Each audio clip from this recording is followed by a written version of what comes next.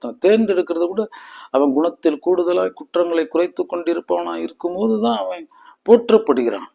ஏன்னா குற்றம் இல்லாமல் குணம், இது ரெண்டும் ஒரு கூறுகளா இருக்கு, அங்கங்களா இருக்கு, இரவு பகல் போல இருக்கு, தவிர்க்க முடியாது. இவன் எதை நோக்கி செல்கிறான்? குணம் நோக்கி செல்கிறானா, இந்த குற்றத்தை நோக்கி செல்கின்றானா?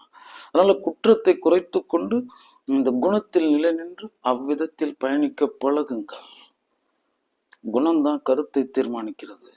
அப்போ குணம் அப்படின்னா அதுக்கு முன்னாடி அது நம்மளுடைய இந்த களத்தினுடைய ஆதாரமும் தேகத்தினுடைய ஆதாரமும் இந்த ஒட்டுமொத்த அண்டத்தின் ஆதாரமா இருக்கு இந்த சத்திய தர்ம நேசம் மிக மிக முக்கியம்னு சொல்றேன். இப்ப இதெல்லாம் கடைபிடிச்சாதான் கருத்து ஓரளவுக்கு நம்ம கட்டுப்பாட்டுக்குள்ள வரும், ஓரளவுக்கு நியாயமா பார்ப்போம். இல்லை நம்ம 100% நியாயமா நமக்கு பார்க்க தெரியாது, நமக்கு அவ்விதத்தில் யாரும் சொல்லித்தரப்படவில்லை. இதை இப்படிதான் பார்க்கணும், இவர்களுக்கு இந்த அங்கீகாரம் கொடுக்கணும், இவங்களுக்கு இந்த மரியாதை கொடுக்கணும்.